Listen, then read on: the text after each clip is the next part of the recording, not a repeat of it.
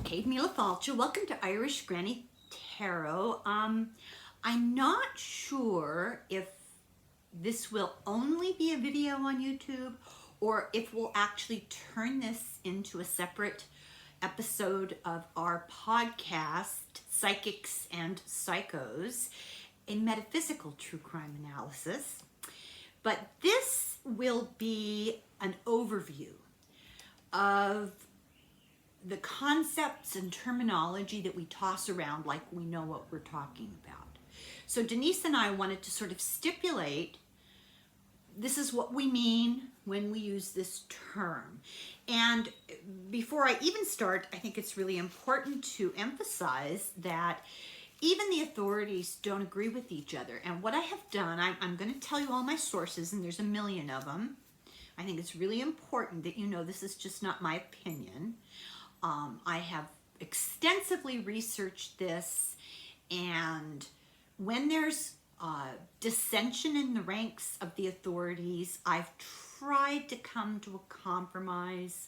I'll let you know when I'm really aware of, I'm sure all of it is up for debate at some time or another, but when there's something really heated, I'll let you know, and I'll try to tell you what both sides say. But I think it's important to reiterate, Denise and I are not in any way psychiatric or psychological or counseling or criminology experts. No way. We are armchair experts. And we're just people who have had a fascination with psychopathology. And all of my life, I've been intrigued and perplexed and horrified by what makes really violent criminal people tick, trying to understand. It's not about the blood and guts. A lot of people think that true crime, you know, if you are obsessed with true crime, you're sick because you're into gory stuff. And it really, for me anyway, it's not that at all. It's what motivates the human mind. How can Ted Bundy be one of 5 children?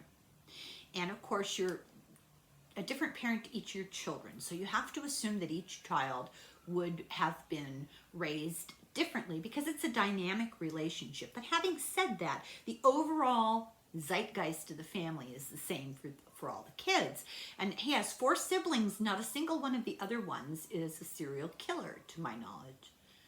So how does that happen?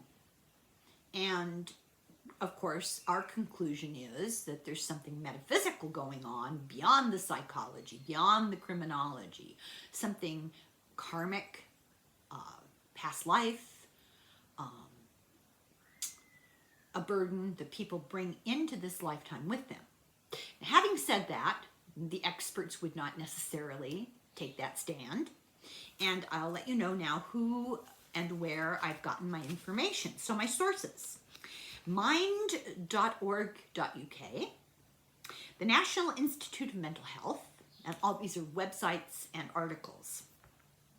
Psychology Today, an article by Gyasi Zar and Singh.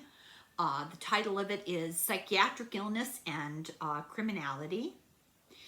Online, Dr. Scott A. Bonn, B-O-N-N, Delroy and Paul House, H-A-U-S, and Kevin Williams did a paper in 2002, referred to that. The Treatment Advocacy Center, it's got U.S. and international data about mental health care.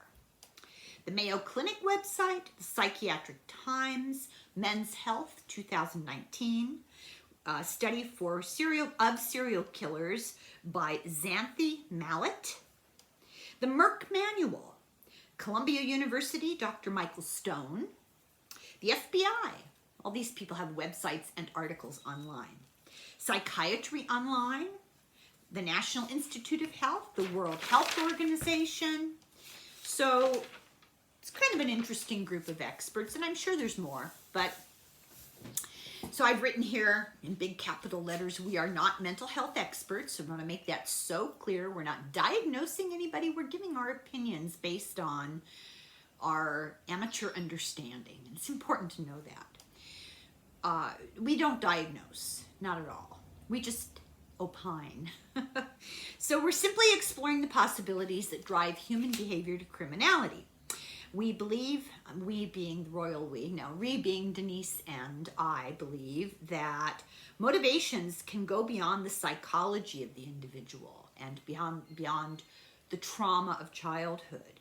We want to combine our grasp of the science and our observation of the behavior and analyze them through a metaphysical lens to better understand our society, our culture, and our fellow human beings. So we want to begin by clarifying our terms so we can all proceed from the same frame of reference. So keep in mind, psychiatry and psychology are ever-evolving fields, and there are heatedly different opinions amongst the experts, and it's really important to remember that.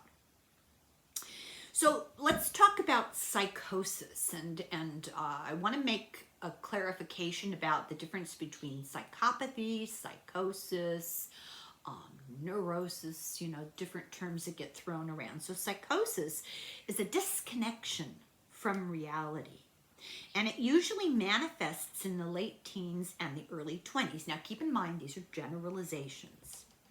They have about 100,000 new cases diagnosed every year. Why does this happen? What causes psychosis? Well, one of the primary drivers is genetics, and it's more likely that it's a genetic issue if there's already mental illness in the family, either generationally or in the family of origin immediately. And you can work both ways. If you have a patient who is showing symptoms of psychosis, you might want to look at the family of origin. And reverse is true. If you have people in the family, even in generational situation, that have been diagnosed with psychosis, you want to keep that in, it doesn't predict, but it may explain if something manifests. It can come from genetics, as we said. It can come from certain mental disorders. There are different kinds of psychosis that disconnect you from reality. One would be schizophrenia. One would be a bipolar disorder. One would be a severe depression. And these can all lead to breaks with reality. It can come from an injury, a blow to the head. It can come from damage from toxins like mercury can lead to psychosis. Not mercury in Denise Siegel's frame of reference up there in the sky, mercury, the heavy metal. Psychosis can be induced by physical illness, a very high fever, Alzheimer's, Parkinson's. So anything that might affect your neurological stability can cause it. It could be caused by abuse or trauma. An assault can lead to a psychotic episode. Racism can lead to a psychotic episode. It could be caused by substances like alcohol and smoking, because they can interfere with mental health treatments like medication and therapy, and they can also, create cardiovascular and neurological deficits that can lead to psychosis. It could be the side effect of medication that's been prescribed, and you should be warned about this when you're on some sort of medication that has that possibility. Psychotic break can happen if your blood sugar gets low enough. You don't get any sleep.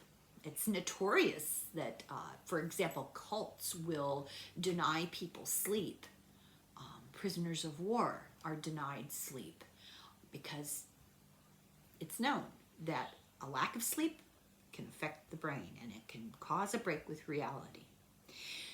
You can have a break with reality from grief, bereavement. And it can be the result of a spiritual experience. So what are the early signs? What are we talking about? people don't always talk about, people don't always recognize it's happening to them. And if they recognize it, they don't always want to admit it. They either are in denial or they're fearful. And they don't want to admit it. So as a family member or a friend or a coworker or a neighbor, on the outside looking in, there are things you can look for. Job performance decreases, grades in school decrease. The person might start seeming to have trouble thinking, which is unusual, or trouble concentrating. They might become suspicious, paranoid, restless, uneasy, or they might suddenly start withdrawing socially and always trying to be alone. They can start expressing unusual, intense ideas and feelings, or they can have no feeling, a dulled emotional affect. They can start losing an ability to take care of themselves, their hygiene, their clothes maybe disheveled, not combing their hair, that kind of thing. They may be quite obviously having difficulty telling reality from fantasy. They may be confused in their speech and their ability to communicate, and then trouble sleeping. So symptoms of psychosis, those are signs that you might see in somebody. What are, of course, now someone's going to mow their lawn. I hope that doesn't interfere. Symptoms of psychosis are first hallucinations, and these are sensory symptoms. They are seeing things that aren't there. They're smelling and tasting things like, do you smell smoke? Like that. Or they're hearing voices, and they'll tell you that God's talking to them, or the aliens are talking to them, and it's just their senses are receiving stuff that nobody else is. Delusional thought. Now, what is that? That's a belief that no one else shares, that cannot be true. Aliens landed on the White House lawn yesterday. I know this for a fact. We might be tempted to say that large groups of people these days seem to be evidencing some of these symptoms. That would be correct, because cult behavior can be similar. So a belief in something that others don't know that they can't be true. And then delusions of grandeur. Only I can fix it. Or delusions of paranoia, an unsupported fear. Disorganized thinking, disorganized speech. This is called a formal thought disorder. Some forms of schizophrenia, I forget the term now, but they will start speaking rapidly, speaking constantly, and making everything rhyme. Very interesting. Racing thoughts, flights of ideas. That would be talking quickly, talking endlessly, and changing the subject all the time, going from one idea to another, and oh my God, and it's just frantic stuff. They'll speak quickly, they'll stumble over words. They'll, I'm fine, I swear. They'll link words in a jumble called a word salad. They'll change the topic quickly, or they'll have no attention span. They'll jump from thing to thing to thing. So people that are suffering psychosis are mentally ill. We're not talking criminal behavior right now. I'm going to make that really clear. This is mental illness, and many types can be treated with medication, with therapy, and support. And there's not enough understanding or support or care for people with mental illness. We need to be more compassionate about this. This is not the same as psychopathy or sociopathy. These are not the kind of people that in and of this condition that they have itself are likely to be violent. 10% of homicides are caused by people with mental illness like schizophrenia or bipolar disorder. Only 10%. 33% of homicides by mass killers are psychotic. So that's still, the vast majority has nothing to do with mental illness. It's much more likely that somebody with a mental illness will become a victim rather than victimized. And we're going to talk about that more later. So we have psychosis. Now we're going to talk about a completely different set of issues that manifest in behavior that can be problematic in interpersonal relationships, that are called personality disorders. They're categorized into 3 clusters based on the signs and symptoms. And they can overlap. This becomes complicated because you can have more than one problem going on at the same time. So if I sound like I'm contradicting myself or repeating myself, it's really because these things overlap and interact often. 15% of United States people, let me rephrase that so it doesn't sound quite so awkward. 15% of Americans meet the diagnostic criteria for some kind of personality disorder. You don't need to have all the symptoms to be diagnosed. Now, I want to make this clear again. I'm not a psychiatric or psychological expert, and I'm not diagnosing, and nobody else should either. Let's not go home and start diagnosing our relatives and friends. But this is an awareness. This is an increasing awareness. Knowledge can help. So what are we talking about when we talk about clusters of personality disorders? They're listed by letters of the alphabet. And cluster A, personality disorder, about 3.6% of the American population has this in some form or another, to some degree or another, some combination or another. The first cluster A, personality disorder, is paranoid personality disorder. We all know what paranoia is. It's a distrust or a suspicion of others and their motives, or a false belief that others are out to harm or deceive you, or a distrust in the loyalty and trustworthiness of others. That's a little subtle distinction. Or a fear that confidences will be used against you. Or the innocent remarks of others are often taken as a personal attack or a personal insult. It's hyper-touchiness. Or angry and hostile reactions to perceived slights and insults. People who have hair trigger reactions to things that people say and do and take offense very, very easily. They think everybody's talking about them, everybody's criticizing them, every remark is aimed directly at them as a criticism or an insult. They tend to hold grudges. They're the kind of people who will always be suspicious that their spouse is unfaithful. So that's paranoid personality disorder. The second cluster A disorder is schizoid personality disorder. Now this can be a little more. 3.1 to 4.9% of Americans will show some of the characteristics of a schizoid personality disorder. And you will notice that some of these signs and symptoms are reminiscent of schizophrenia. So keep that in the back of your mind. They might prefer to be alone and have no interest at all in relationships with other people. They have a blunted, limited emotional range.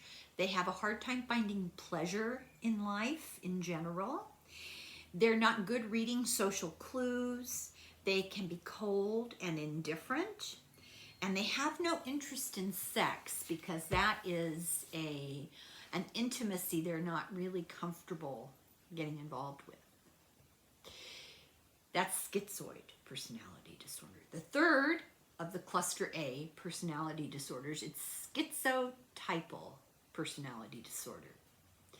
They may be the kind of people that are, they're odd. They have peculiar dress, peculiar beliefs, peculiar speech, peculiar behavior and thinking, odd perceptions. Remember what I said? Some of this is reminiscent of schizophrenia. They may think they're hearing voices. They have flat, inappropriate emotions, and this seems a little bit like number 2, schizoid. They have social anxiety and a lack of or a discomfort with close relationships. Once again, like not as much interest in intimacy. They have indifferent or inappropriate or suspicious responses to others. They're always kind of on alert. And they engage quite a bit in magical thinking. You can, for example, you can influence others with your mind. This is their example on this psychiatric website of magical thinking. Okay. They may see hidden messages to you in casual events, like, oh, a robin landed on my tree with a message for you. So,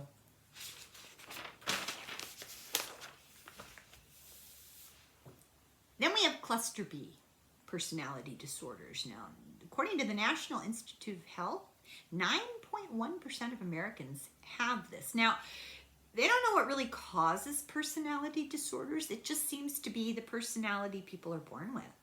They don't know for sure. Is it early childhood trauma? Is it genetics? They don't know. There's a lot of disagreement and debate about it. But let's just say this is kind of what you're born with as your personality. In general, cluster B personality disorders tend to be dramatic, overly emotional, and unpredictable. So the first one is antisocial personality disorder. Now this can be a problem. They have no regard for others' thoughts or feelings. They have recurrent problems with the law. They have repeated violations of the rights of others. They're aggressive and violent in their behavior, not always, but often. They're impulsive. They don't think before they leap. They're irresponsible. They don't pay their bills, you know. They don't care. They have no remorse. Now, this should be sounding kind of criminally. Keep it in mind. So this is the antisocial personality disorder. Then we have, as another example of cluster B, now remember, these are dramatic, emotional, and unpredictable. Unpredictable antisocial personality disorder. The second one is borderline personality disorder. This is about 5.9% of the American population. These people are impulsive. They engage in risky behavior like unsafe sex, gambling, binging, driving their cars too fast without a seatbelt. They have very unstable, fragile self-image, so they're easily offended because they're not secure about who they are, and they think everybody is, you know, ridiculing them. They have unstable and intense relationships. Rather than avoid interaction with people, they have this string of, you know, bad breakups and everybody throwing things at each other and screaming at each other out on the front lawn at 3 o'clock in the morning, that kind of thing. They have mood swings, and especially when they have interpersonal stress. So the more stress and disagreement they'll have with a spouse or a roommate or a family member, the more volatile they become. They are prone to making threats of suicide or carrying them out. They have an intense fear of abandonment and being alone, and a feeling of emptiness that just can't get filled up. They have mood swings with frequent intense anger. They have stress-related paranoia that comes and goes. You know, they're suspicious of people's motives. They're volatile in relationships. They're difficult. They can also have ADHD, attention deficit. And you think of somebody who's always going from one thing to another thing to another thing, emotionally whipped up, always seeking that conflict or looking for that drama in a relationship. They have this intense emotional instability. Then we have the third kind of cluster B, which is the histrionic personality disorder. And this is only 1 or 2% of the American population, and it's largely female. It tends to be gender related. It's attention seeking, somebody with excessive emotion and drama and lots of sexual activity, lots of provocative behavior for attention. They speak dramatically, they have strong opinions with no facts. Oh, I'm starting to feel a little uncomfortable. They're very easily influenced. You can kind of convince them of stuff and get their opinion to change. They love the one they're with sort of situation. They have shallow, rapidly changing emotions. They're excessively concerned with their physical appearance. That's really an issue for them. They believe that all the relationships they have are closer than they really are. So that's another volatile mix. The fourth kind of cluster B is narcissistic personality disorder, and according to the National Institute of Health, 6.2% of Americans have this. This is somebody who believes that they're special and more important than anybody else. I think we all know pretty much, it's like pornography. You might not be able to describe it, but you know it when you see it. So they have fantasies of their attractiveness, of their power, of their success. They have no recognition of the needs and feelings of others. They will exaggerate their achievements and talents. It's called bragging. They expect constant praise, constant admiration, and they're very arrogant about it. They expect favors and advantages, and they will take advantages of people. They will manipulate. They have deep envy of other people, and they believe that others envy them, which is so interesting. Then we have cluster C personality disorder, which according to the World Health Organization and the National Institute of Health is about 2.7% of the American population. And these are people who seem anxious and fearful. So the first one is avoidant personality disorder. They're hypersensitive to criticism or rejection. They feel inadequate, inferior, unattainable. They avoid work activities and interpersonal contact. They're socially inhibited, they're timid, they're isolated, they avoid new activities, they avoid strangers. They have paralyzing shyness. They have a fear of disapproval and embarrassment and ridicule. They're terrified that somebody is going to be making fun of them, and so they withdraw. The second kind of cluster C is dependent personality disorder. I don't have any statistics on this. They have an excessive dependence or a need to be cared for. They're, poor little helpless me. They're submissive and clingy. They have a fear of having to care for themselves and to fend for themselves alone. These are people who cannot not be in a relationship. They don't have any self-confidence. They require excessive advice and reassurance, even for little things. So they're very insecure.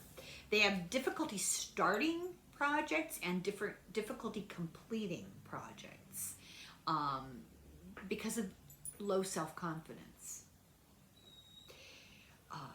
They have difficulty even disagreeing with people because of fear of disapproval. They will not disagree. They will agree with everything because they're terrified of disapproval.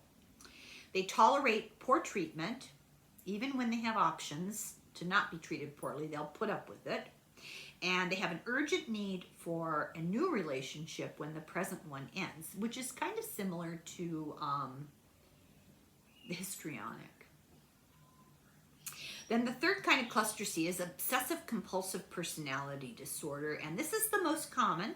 According to the National Institute of Health, it's 7.9% of the American population has a form of obsessive compulsive personality disorder, not to be confused with a more mild obsessive compulsion. We'll talk about that in a minute, but let's focus on this personality disorder. It pervades the personality. They have a preoccupation with details, cleanliness, order, rules. They exhibit extreme perfectionism. They can't complete things because nothing meets their own standards.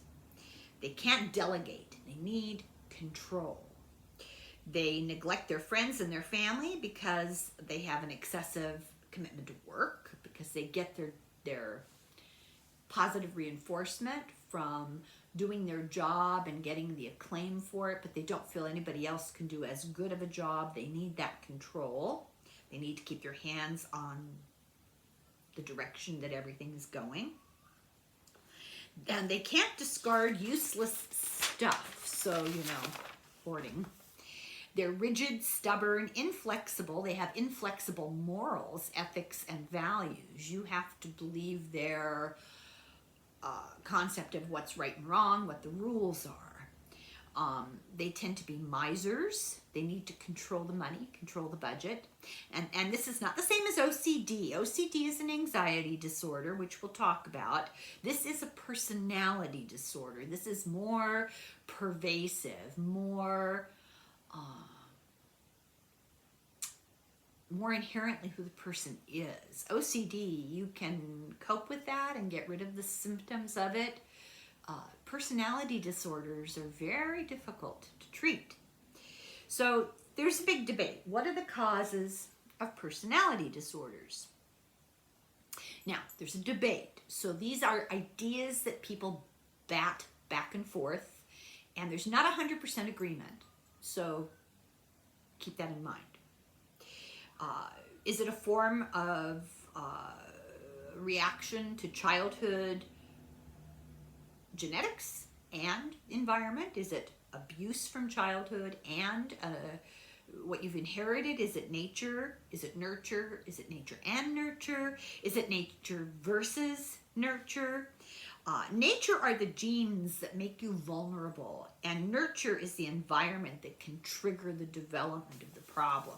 This is kind of the conclusion, the sort of very general, broad conclusion that experts have come to. And the risk factors are, of course, a family history of personality disorder, which would indicate something genetic going on, maybe, because the family behavior can be passed on generationally, or it can be a history of mental illness in the family. It can be a risk factor. If you have an abusive, unstable, and chaotic childhood, if you have a childhood conduct disorder, that could be a red flag. And there are probably variations in brain chemistry and brain structure going on. But now we get to the part that has kind of a large bearing on our podcast, which is psychopathy and sociopathy. So these terms are hotly debated. They're often used interchangeably in error, and I'm sure I'm guilty as charged. They can overlap. So it's complicated. It's not a clear, black and white, very well-defined situation. Psychopathy. This is really interesting. I thought this statistic was incredible. 33% of the general public has some psychotic traits. Now, psychopathy is not an official diagnosis.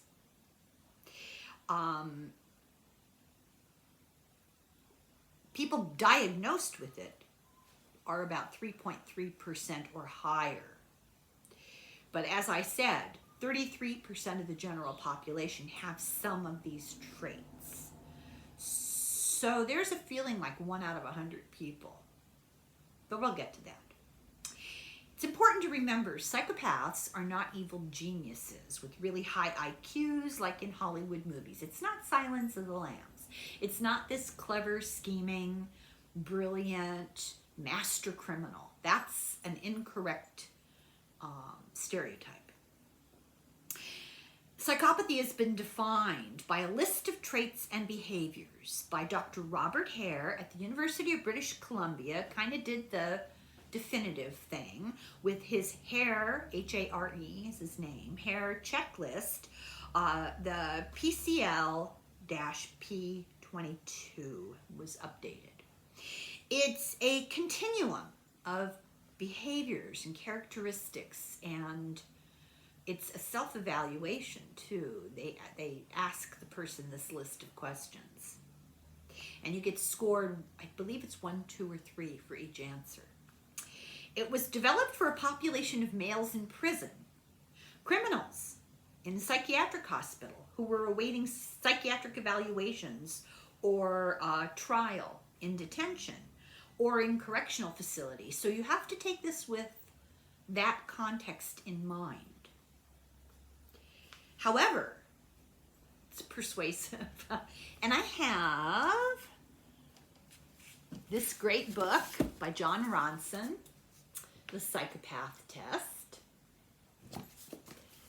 A Journey Through the Madness Industry. And he uses the term madness as hyperbolic kind of arty reference, and it's a very interesting book. I strongly recommend it.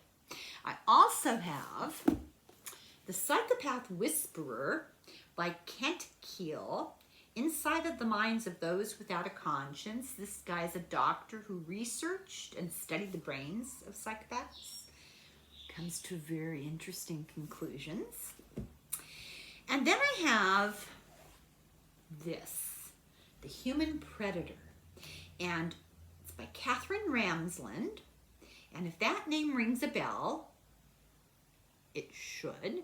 She's written over 60 books about psychopathy, antisocial behavior, criminality. She's considered pretty much the expert. This is a historical chronicle of serial murder and forensic investigation.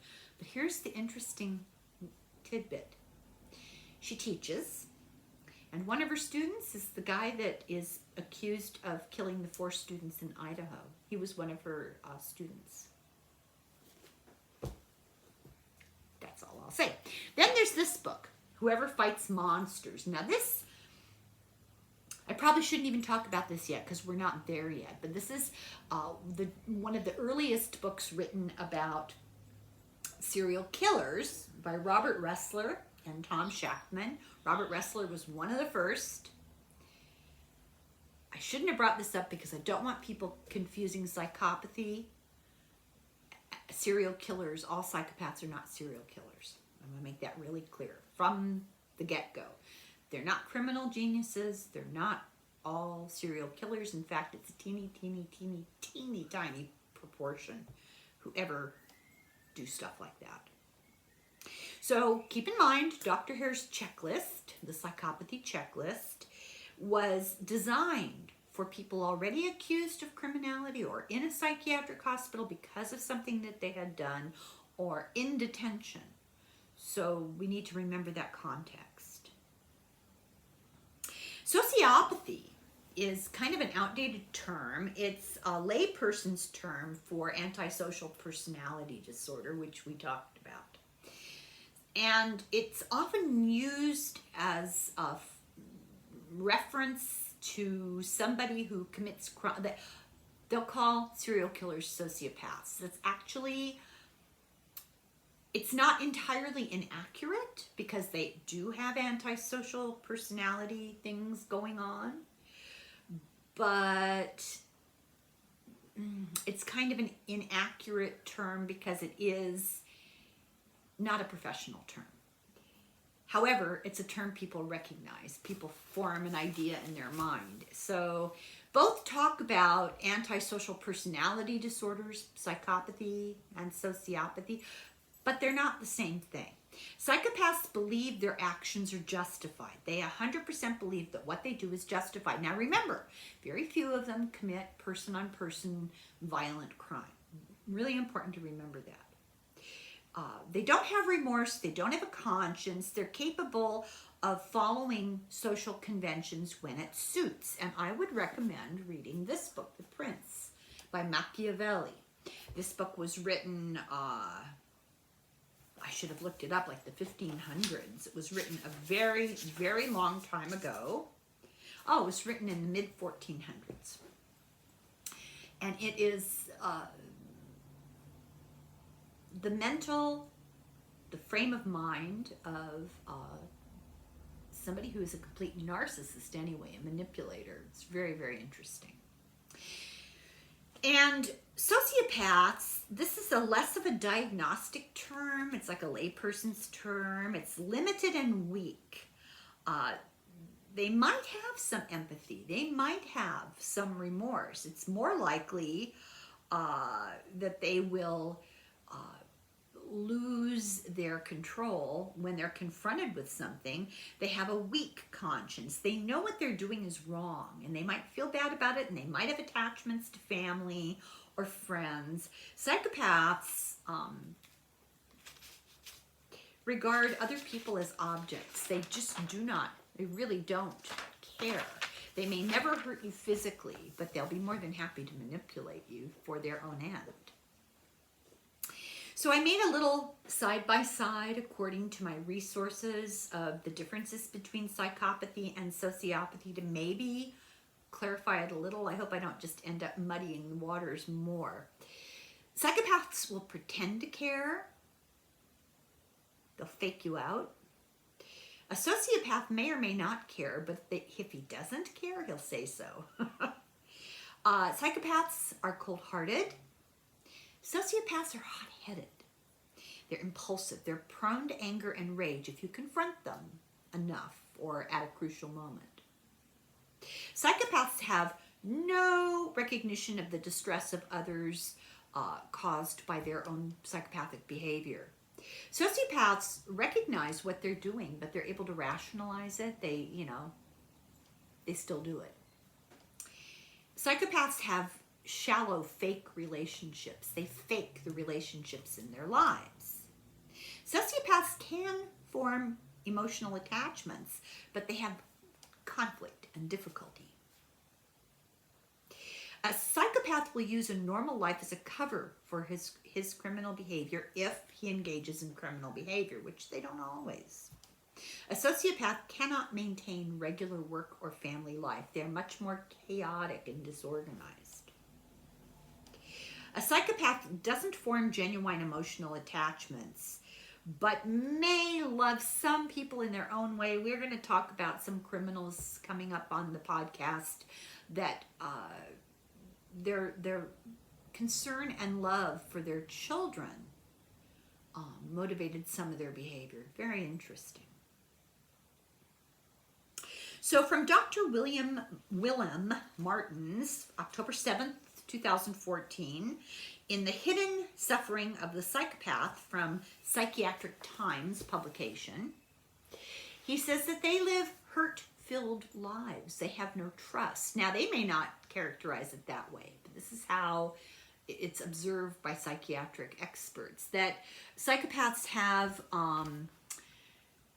a human desire for love and acceptance, but no real understanding of what that really means. So they do suffer a certain amount of pain and loneliness, whether or not they can even identify it or define it for themselves. They're usually aware of their impossible or difficult behavior. Some might feel a degree of sadness that's caused by their actions, but they can't control it. It's a very isolating condition. And remember, all of these conditions are on a continuum. You can be a little bit psychopathic. You can be a little narcissistic. You can be a little paranoid. So violence is not inherent in the psychopath. This is the stuff of television and movies. And this is reiterated through all of these different resources about psychiatry and psychology. I think they're sick of people associating psychopathy with violent criminal behavior. It isn't necessarily true. They will go to extreme lengths to manipulate people to get what they want. They could be charming, disarming, or scary. It's just as likely that they would hurt themselves because they're extreme high risk takers and they're very impulsive. They tend to be adrenaline junkies. So I may talk about this later. I can't remember. It's been a while since I wrote this out. But there are certain professions that are dominated by psychopaths and that attract psychopaths. And it has to do with their inability to feel fear. Politicians, lawyers, CEOs, neurosurgeons, police, and religious leaders. Interesting, huh? These are the people, these are the CEOs that go to the expensive ski resort on vacation and ski from helicopters. These are the people who seek out things like parachuting and Ironman contests, and I can't even think of something dangerous enough, I don't know, swimming with sharks, I don't know. They are risk takers, and there's a reason for that. Their brains are different, and they don't feel the emotion. What they can feel is the chemical response to adrenaline. Adrenaline gives them the feels. So they will seek out any activity that provides adrenaline, driving recklessly, 100 miles an hour. Anything that gives them a rush like that, they will seek out as a hobby or entertainment or a job. People who like to go to war are often psychopathic because they get the excitement going. It gets the adrenaline going. But they're just as likely to hurt themselves because they take risks that put them in harm's way. The popular saying is that sociopaths are made and psychopaths are born. This is how the layperson will explain it. And this is too broad of a statement. This really doesn't explain the whole thing properly. Psychopathy has a genetic component and often a neuroanatomical, neurochemical component. The brain develops anatomically and functions neurochemically differently. This affects how they regulate emotion and their impulsivity. They often have a history of unstable family life, or they're raised in areas with violence, and it's nature versus nurture. There's no agreement about which came first. The parents are often substance abusers. They don't have parental guidance or attention when they're little, and it leads to unstable adult relationships. They often feel very robbed of opportunities. So the question is this all the nature versus nurture argument, or is that too simple? Sociopathy. This is definitely associated with childhood trauma and with sexual abuse and physical parental violence and instability. So is this caused by nurture more than psychopathy is? There was a 2014 study, and they discovered that as sociopaths, antisocial personality disorder would be the more appropriate term, as they age, about 30%, 1 in 3, stop their antisocial personality behavior. Many experts disagree with that. I have this written down. Dr. Scott Bonn, B-O-N-N, says that they're different, sociopathy and psychopathy, but both are antisocial personality disorders. I think most people would agree with that. Both disregard laws, they disregard social norms, they disregard the rights of others, they don't have remorse or guilt, or they have a muted level. They're capable of violence, they have unique traits, but they learn from abuse, and this is more likely the nurture, the environment argument. Sociopathy, they tend to be more volatile and nervous and easily agitated. They're prone to emotional outbursts. All of these characteristics that I just mentioned tend to be more true of sociopaths, but that doesn't mean they don't happen in psychopaths. Sociopaths tend to be less educated. Now, I'm saying sociopathy, and what we really mean is antisocial personality disorder.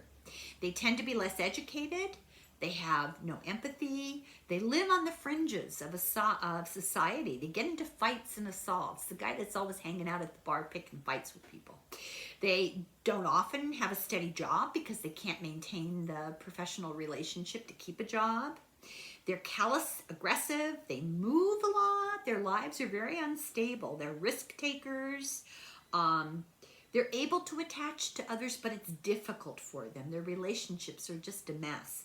They have no regard for society in general. They're impulsive with no regard for the consequences of their impulsive behavior. Their crimes are usually disorganized, haphazard, spontaneous, resulting out of anger and instability and spite. They will appear disturbed in their behavior.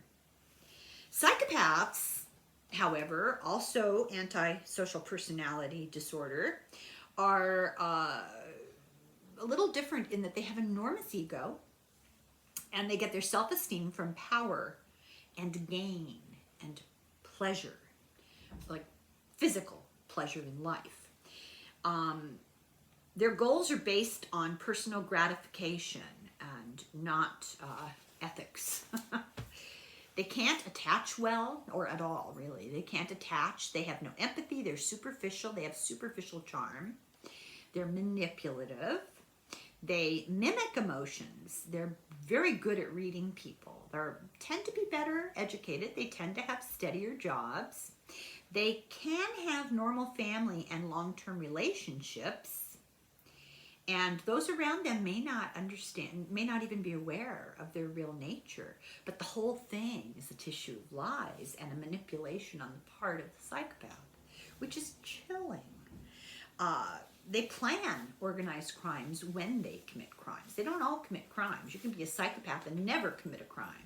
You can be a psychopath and just toy with people, manipulate people, never do anything criminal. But they're cool, calm, meticulous.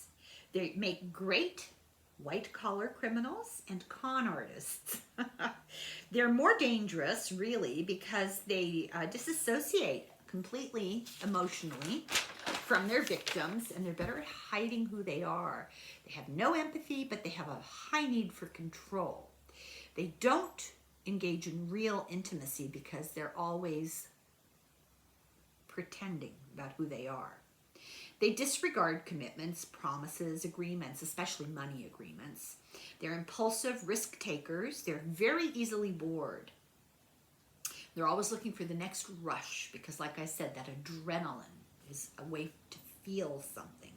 They're callous and aggressive and can be sadistic. They have no remorse. They have very weak personal boundaries, and they don't acknowledge other people's boundaries, and they're manipulative. Psychopaths tend to have an underdeveloped brain. There's something going on with their amygdalas. That's a lot of studies going on all about this. Not all psychopaths or sociopaths are narcissists. Not all narcissists are psychopaths or sociopaths. You have to really be experienced to classify people. That's why we don't diagnose. But we will toss around speculation. Sociopaths are antisocial personality disorder, and narcissistic personality disorder is a distinct disorder. Both are cluster B, and they can overlap, and that's why it's easy to think it's the same thing. Remember I said it gets muddy because you can have more than one thing going on at the same time. Narcissists, as with psychopaths, narcissists have a huge ego, they're attention-seeking, they're self-centered, they have no empathy, and they're preoccupied with power and success. I think we all know what that's like, huh?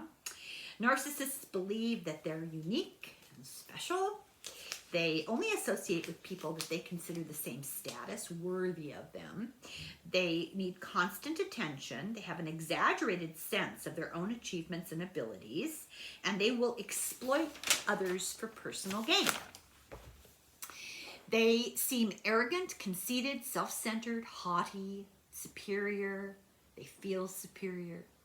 And they seek material proof of their superiority, like people who have to have labels on their clothes, external, obvious labels. They blame others for their problems. They don't take responsibility. And then there was a little aside that I read somewhere I thought was really funny. Teenagers are naturally narcissistic. It's developmental. It's not a personality disorder. Don't worry, they'll grow out of it.